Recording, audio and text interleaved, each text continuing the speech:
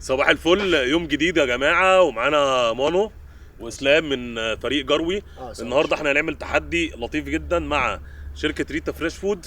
هم بيسوقوا اكلهم على اساس ان هو هيومن جريد فود او صالح للاستهلاك الادمي. احنا النهارده هنعزمهم على اكلهم، هنروح احنا نجيب اكل، تمام، وهنعزمهم على اكلهم. هنعمل لهم اكلهم حواوشي، هنعمل لهم اكلهم، هنجيب لهم كاتشب وكل حاجه هم عايزينها، ونشوف هياكلوا اكلهم ولا لا. بما ان عمرو متواطئ معايا طبعا وباقي الشركاء بتوعه الحمد لله تمام، فانا قررت اخليه يطبخ لهم الاكل بتاعهم ريتا فريش فود. انا طبعا ماليش فيه، طبعا انا شغال. خلعت انت. ماليش فيه، هو بقى يطبخ وهنشوف بقى. هيفوتك. لا هيفوتني عادي، مش هنشوف انت بس لو اصلا تعملوها ولا لا. يلا بينا هنشوف. عمرو المفروض يقطع كده تمام، هنساله شويه اسئله عن الاكل عشان نعرف الدنيا بتبقى ماشيه ازاي. احكي لي اول حاجه عن الباكينج. يعني انا فاكر من زمان الباكينج ده بيخش الميكرويف، تمام؟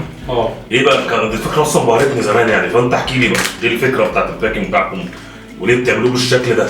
بصوا، هو مبدئيا انا اصلا بفتحه دلوقتي يعني عشان احنا مش هندخل ميكرويف على طول، عشان حاجات تانية يعني، عشان الشغل اللي هنعمله عشان هتعمل الاكل وكده. بالظبط. هو اصلا ليه اصلا بلوك كده يعني؟ مش عارف انت خدت بالك من القصه دي؟ هو ليه شكل مش بالظبط، مش سهل بقى. الفكره البلوكس دي ليها سببين. اول حاجه عشان انت لما تيجي تخزنه في الفريزر ما يبقاش حاجات يعني مش مترتبه ويقعد يقع ومش لاقي له مكان، لا يبقى حاجات منظمه ليها مكان انت عارفه بتحطه تمام ومظبوط. تاني حاجه ان اي منتج مجمد ممنوع انك تعيد تجميده، لو فك ما يتجمدش تاني. طبعا دي ساعات في النقل والحاجات دي بتاعت المنتجات المجمده، دي مشكله بتحصل بسبب مشاكل صحيه جامده يعني. تمام. فالفكره ان هو كده واخد شكل، لو فك الشكل ده هينهار فهيتجمد على حاجه تانية، فهيعرف ان انا هكون اعرف ان انا الكيس ده اتفك قبل كده. بالظبط. لكن لو وصل لك كده يبقى زي ما خرج من غرفه التجميد لغايه لما وصل لك مظبوط. يلا بينا بقى، ظبط. اوكي، حواوشي بقى، يلا بينا.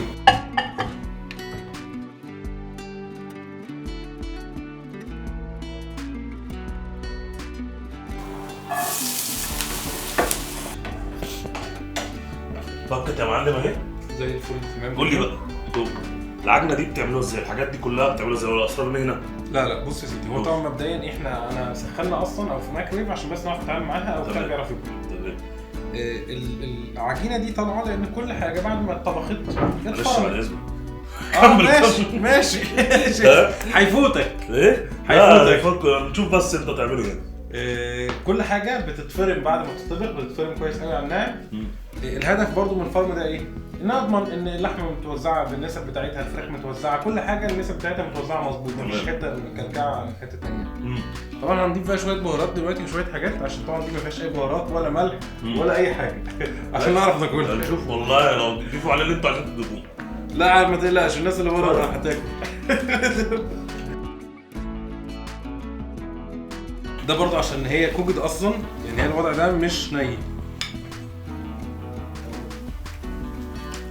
عمرو بيعملها حواوشي دلوقتي، بس لحمه بقى وبصل والعيش والفرن وهيعيشوا حياتهم.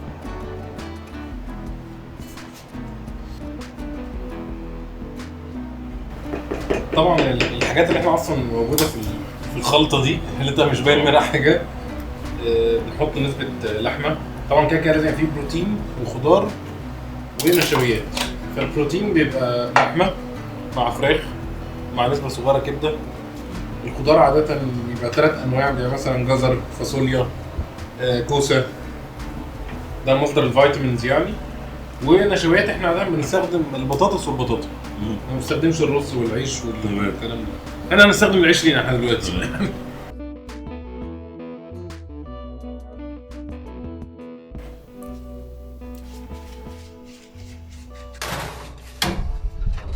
ماشي يا جماعه، احنا كده الحواوشي جاهز، كل حاجه جاهزه، الشباب قاعده بره، تمام.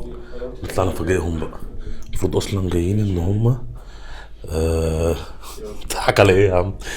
فرحان فيهم ها؟ المفروض ان هم جايين على اساس ان هم عادي، قعده شغل من القعدات اللي بنعملها مع بعض.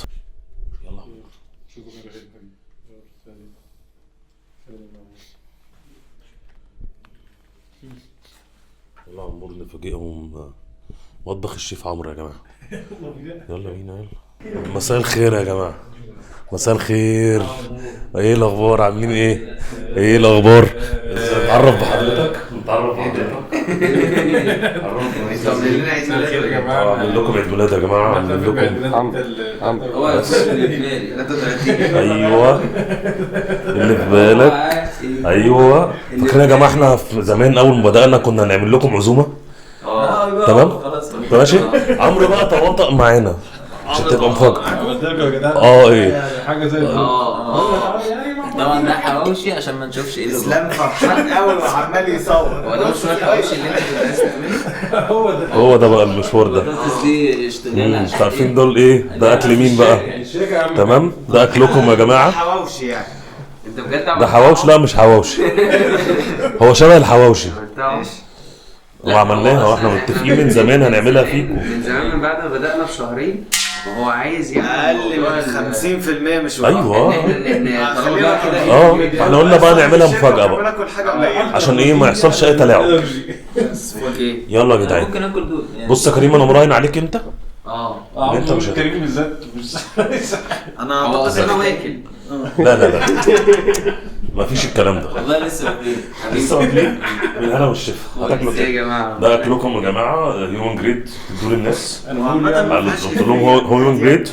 هات يا ابني. لا علي هياكل وش. ايه عليه يعني ولا يا ابني هات لا يا ده بص بقى يا معلم، انا نعمل اضافاته اكتر من تشيلي صوص وبصل وكاتشب لو فيها حاجه انا يعني وشغل. هو اصلا تروق اتروق مش زي ما هو وفي مش ملح زي بس هو اكله حطينا زي ملح. ما اكلنا يا ابني في هدف عادي بس يا بس. حبيبي. يا عم ما تمثلش، هتاكله ولا مش هتاكله؟ لا هي احنا انت قدام الناس دلوقتي يعني انت. والله ريحته بص علي مفيش طبعا علي انا طبعا فاهم. ايه رايك؟ هو الحواوشي بيبقى حلو بالكاتشب. طب شايفه كده؟ احنا عايزين رياكشن بس يعني. في يا جماعه كاتشب وفي مايونيز. انت مش شايف وشه عامل ازاي؟ تصدقوا يا جدعان غالبا احنا بناكل حواوشي. سميت يا ابني ولا انت؟ ليش اقطع بس نشوف عايز سكينه ايه ولا الحوار ده يا جدعان؟ ده يا باشا ايه دي الحوار في ده؟ شركه اسمها ريتا فريش فود. ماشي؟ شركه ريتا فريش فود دي بقى يا معلم. بتكلم على حاجه ثانيه. انتوا الشركاء اللي عاملينها مع بعض. ممكن بيبسي. ان ما انت فيهاش فاهم؟ عظم. بيبسي؟ بس هنجيب لكم بيبقى بيبسي في عظم. اللي انتوا عايزينه. لا هات لي بيبسي فعلا. استنى بس استنى. لا وعلي بيتكلم اصلا ان هو ده طعم الحواوشي الحقيقي. لا علي قشطه علي. بص علي انا متاكد ان هو فاهم. هو انا الضحك بالنسبه لي هو حته ان هو ده شكل الاكل بتاعنا. انا كنت فاكرها اشتغاله لحد دلوقتي. انا بحاول ان انا كان اقسم بالله اشتغلت. طب والله العظيم ما اشتغلت اكلكم. عارف بقى الجميل في الموضوع ايه ده بس الجميل بقى ان هو 50% بروتين صح. تتغذوا. بجد والله. ايه؟ بسم الله. هس ايه بقى؟ قول هس ومش عايزك قرفان ولا يا اسماعيل؟ ايه ده؟ هي البطاطس دي ساعه عليها حيوان. قرفان ليه يا اسماعيل؟ لا معلش لا. اصل عمرو كان متفق. اصل عمرو كان جايب لنفسه اكل. لا هو معلش يا كريم. ورايا اجيب اكل. ده موضوع نفسي. هو احنا ايه الحوار ده يا جدعان؟ هو الحواوشي كده فعلا؟ ايوه بس ده مش طعم هو ده حواوشي. ده مش طعم ايه يا معلم؟ مش طعم حواوشي طبعا. بقالك قد ايه ما اكلتش حواوشي؟ بقالي قد ايه؟ شهر لا مثلا. في سنه بس مش كله. لا هو عشان التحبيشه والبصل والكلام ده بس هو طعم اكلنا باين. واللحمه. انا بتكلم عن اللحمه. كان في خضار فباينه. بالظبط الخضار باين فمغير طعم مفيش حد بيحط خضار في الحواوشي. طب هو كده كفايه يعني ينفع ولا لازم اكل كله؟ لا ليه؟ انت بتهرج؟ مش انا والله. احنا ناس كرم يا جدع. ايه؟ لا قلت له ايه ما ده بتاعنا اصلا اكل. كل نص. لا بس احنا فعلا مش جعانين. ما احنا لسه واكلين. لا انت بتشتمك بايه؟ لا وبعدين اول واحد يستسلم. بالظبط. لكم لغايه تاكل. مستسلم ايه؟ تقولني كلام. هو انا حاسس ان البراند ممكن ما تاكلش بعد اللي احنا عملناه. لا انا اكلت. انا مش خايف من حاجه بس مش كده. عمرو صحيح ايه يا عمرو؟ لا عمرو ما انا اكلت جوه نص كيلو. انت هتروح من ربنا فين؟ هتروح من ربنا فين والله؟ بقى هتاكل بقى من غير حواوشي تروح تجيب لي بقى وجبه كده. انا اكلت جوه نص مش كيلو. عرفني حبيبي. بص يا جدعان علي ملوش فيه. كله متصور. علي ملوش فيه ماسك قافش السندوتش يعني. بص علي فيه بتاع كاتشب. فاهم يعني. اصل يا جدعان انا اللي ببقى واقف على الانتاج فمش فاهم. اصلا انت بتاكل وانت واقف على الانتاج عادي. يا جدعان بياكل من بياكل من يعني فين اللي عرفت فين الحاجه الجديده؟ عرفتوا الهالك راح فين؟ عرفتوا في وجبات لما انتوا بتحسبوا في الاخر فاهم؟ اللي هالك بيروح فين؟ حاجه اخيره بقى انا عايز اديكم كومبليمون كده. خير خير هنا عظمه بقى ولا خليكوا سنة هجيب لكم سنة ليكم زي ما انتم كيكه بقى يعني بس ده برد كده. الفول مش هتنفع لا هتنفع. يلا يا كريم امسك انا مش هاكلك امسك يلا كده يلا بينا يلا بينا. انت لسه عمرو قتل منها عشان تبقى كلكم زي بعض والله قتل منها 8 معالق. انا هجيب البدايه عشان بتقرف من كريم ماشي بالنسبه لده نفسه مش فاكر.